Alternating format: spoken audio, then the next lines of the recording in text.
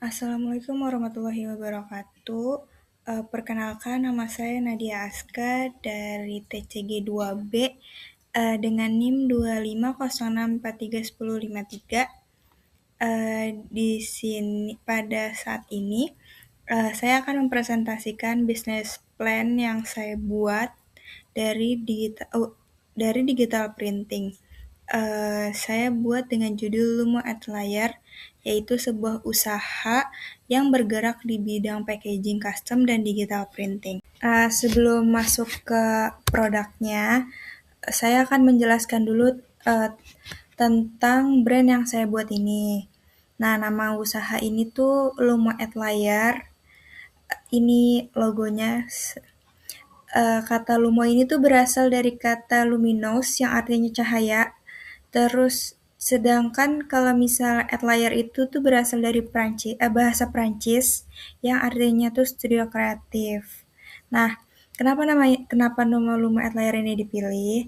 Karena saya ingin membantu setiap brand tampil lebih menonjol dan berprofesional melalui desain packaging yang kreatif dan berkualitas. Nah, selanjutnya ini ada apa sih Lumo at Layar ini? Lumo at Layar ini tuh merupakan brand kreatif yang menyediakan layanan pembuatan packaging custom. Nggak Kita tuh nggak hanya buat kemasan buat melindungi produk, tapi kita juga ngebantuin buat ningkatin identitas visual sebuah brand jadi kayak terlihat lebih menarik dan memiliki nilai tambah yang di mata pelanggan. Nah, selanjutnya ada deskripsi produk. Produk utama yang Lumo at Layar ini tawarkan itu tuh packaging custom dengan desain yang estetik, modern, dan berkarakter. Target pasar kami tuh UMKM, bisnis online, juga brand-brand yang pengen ningkatin kualitas tampilan produknya. Dengan desain yang disesuaikan dengan kebutuhan pelanggan, packaging dapat jadi salah satu cara buat meningkatkan daya tarik dan kepercayaan konsumennya. Nah, selanjutnya ini tuh ada katalog. Ini tuh ada beberapa contoh produk yang dibuat sama Lumo at Layar ini. Mulai dari custom box packaging, ada paper bag custom, ada label dan stiker branding, terus ada name tag atau name tag gitu deh, sama thank you card, terus ada packaging set UMKM, terus ada gift dan hampers packaging. Juga seluruh produk yang ini tuh dapat disesuaikan sama kebutuhan dan identitas visual pelanggan. Nah, di sini tuh selanjutnya ada printing tag. Untuk mendukung proses produksinya, Lumo at Layar ini tuh menggunakan berbagai perangkat keras dan lunak desain. Hardware yang digunakan tuh ada PC workstation, monitor IPS buat ngakuasi warna, graphic tablet, terus di perangkat lunaknya tuh kita pakai Adobe Illustrator, Adobe Photoshop, sama Core ID Draw. Terus di proses produksi itu terdiri dari pre-press, printing, finishing, converting, dan terakhir ada quality control. Untuk mesin cetaknya sendiri, kami menggunakan teknologi digital printing yang bernama Epson SureColor SCP-7530 sama Konica Minolta Ocurio Print C4065. Nah, di sini ada flowchart produksi.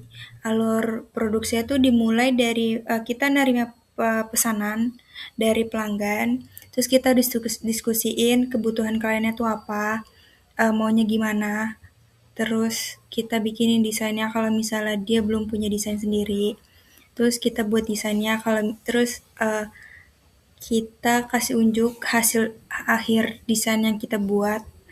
Terus kalau misalnya kurang cocok, nanti kita revisi, kita atur lagi biar lebih cocok sama pelanggannya, lebih masuk. Terus kalau misalnya udah cocok, udah semuanya, kita siapin material yang bakal dipakai buat ngeprint, buat cetak. desainnya, terus kita masuk ke proses produksi, kita nge-printing, nge-coating, ngelaminasi, pokoknya segala macam. Terus kita selesai dari situ kita quality control. Kalau misalnya produknya sesuai dengan standar, nggak ada cacat, produknya bagus, tintanya nggak luber dan segala macam, itu kita ke finishing. Kalau misalnya ada perbaikan, kalau misalnya ada cacatnya nanti kita perbaiki, terus kita quality control lagi, terus kalau misalnya udah sesuai standar kita langsung ke finishing. Habis di finishing itu kita langsung di packing, terus dikirim ke alamat yang kliennya itu. Selanjutnya ada sistem pendukung. Dalam menjalankan bisnis ini terdapat beberapa bagian yang saling mendukung. Yang pertama tuh ada marketing dan konten. Nah, di marketing dan konten ini tuh tugasnya tuh buat ngelakuin promosi dan mencari pelanggan. Terus yang kedua tuh ada production management. Nah, di production management itu buat ngatur jalannya proses produksi. Terus yang ketiga tuh ada produk dan desain. Nah, di sini tuh produk dan desain tuh bertanggung jawab buat bikin desain buat packaging. Terus yang terakhir ada finance dan administrator. Di sini tuh finance dan administration tuh buat ngelola keuangan, juga buat administrasi perusahaan. Dengan pembagian tugas kayak gini tuh operasional bisnis tuh dapat berjalan lebih efektif dan terorganisir. Nah, ini selanjutnya ada analisis SWOT. Di analisis SWOT ini tuh ada strengths, weakness, opportunities, sama threats. Yang pertama tuh kita bahas tentang strengths atau kekuatan. Nah, kekuatan utama Lumo Outlier ini tuh di desain packaging yang estetik, fleksibel, dan dapat disesuaikan dengan kebutuhan pelanggannya.